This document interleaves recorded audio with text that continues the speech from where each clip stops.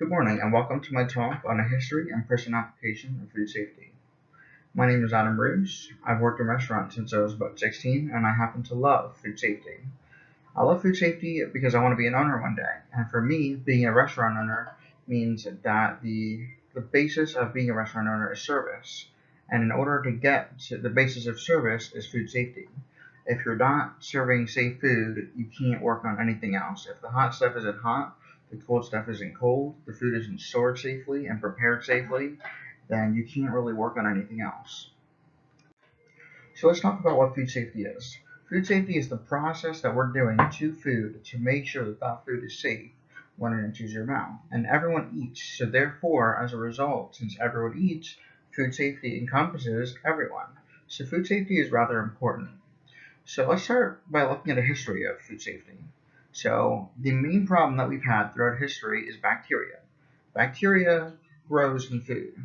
Bacteria, so flies either lay eggs, or harmful microbes will grow and cause food to be unsafe to eat. So essentially, the way that we have made food safe in the past is by slowing the growth of bacteria. And here's how we've done it. So starting all the way back from the Paleolithic era, there have been some different food preservation methods that we've done. So we've had drying, pickling, sugaring and salting, and cooling. Cooling came a little later on, but the way that but for artificial cooling, but the way that we've done cooling has been natural cooling. So under waterfalls or during the winter, what people will do is they'll put the fish, like if they have fish, they'll freeze it in the winter, and then in the summer months they'll dry it. That way they can preserve the food regardless of the season. So, another method is also smoking, and they've also buried it because all of these methods, what they're doing is they're slowing the growth of bacteria. So, the another method is canning, and that happened in about the 1800s with Napoleon because Napoleon needed to move. This is another application of food safety in the past and also in the present is when you've got a large number of troops on a battlefield moving from place to place, they need stuff to eat, and that stuff that they're eating can't make them sick. Otherwise, obviously there's going to be a bit of a problem. So essentially, what needs to happen is the food needs to be safe for them to eat. So Napoleon basically offered a reward to anyone who could come up with a way to make food safe to eat on a long voyage. And so the answer to that was canning. So Nicholas Appert, essentially what he did was he found that by canning and then sealing jars of meat and then boiling those jars, that the meat would stay good for a long time. And so that was pretty much the most advanced method of doing that. But even then, there were still some issues with that.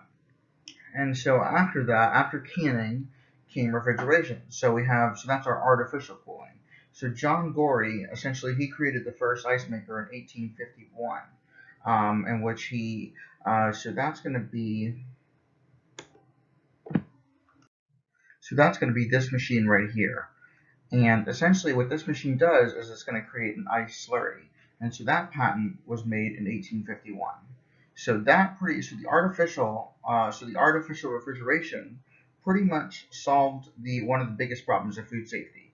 How do we keep bacteria from growing? How do we slow down the bacteria from growing? And by having artificial refrigerators that can be taken that can create ice on their own, that pretty much solved the problem.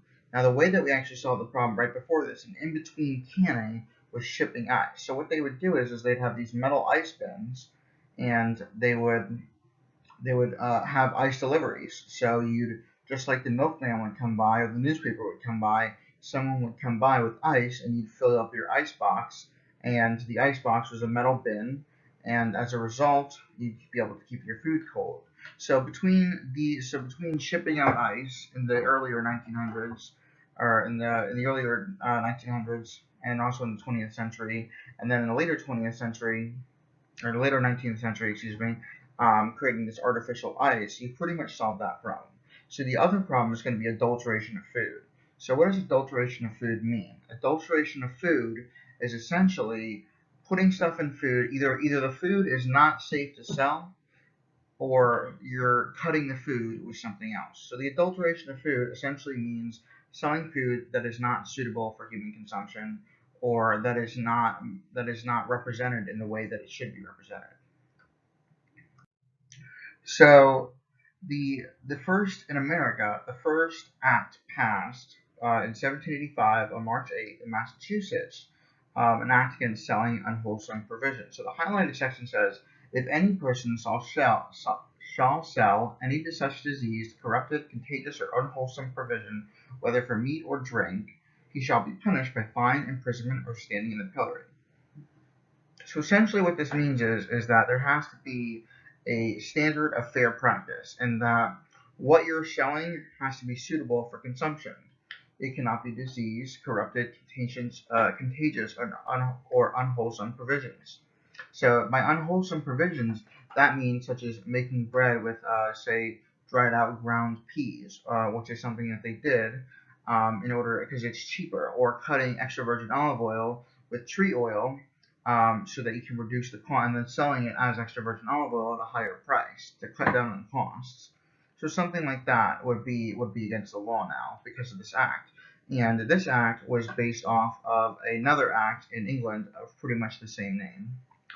And now after this act, there were a bunch of other acts passed. I won't particularly get into those because most of those acts, what they deal with in the acts after this one, are essentially the production side, the manufacturing and wholesale side of how is food to be processed in a safe way in the factories. How is it supposed to be taken in from the ports, stuff like that. So that's really important, but that's important on the wholesale side of it. And how does it get from another country or from a port to you? So we've talked about what food safety is. We've talked about how they did it from ancient times to present times. And we've also talked about adulteration of food.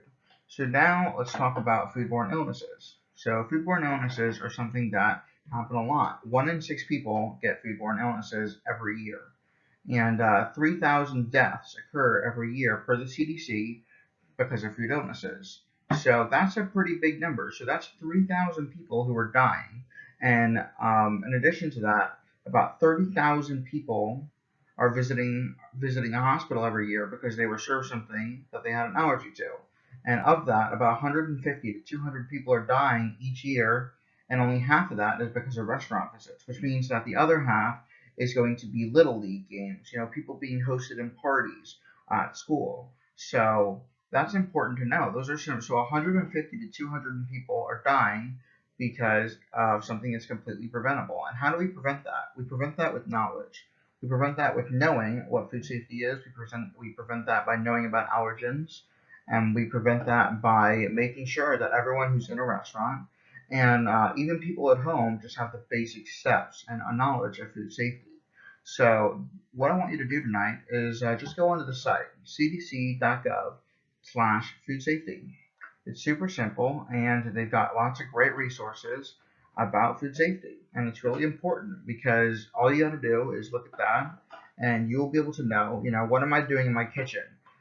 Because if you're storing something like, say, raw beef above, ready-to-eat vegetables, that's not good because the bacteria from the raw meat could get into the ready-to-eat vegetables, and as a result, you can get someone sick, and you don't want to get someone sick.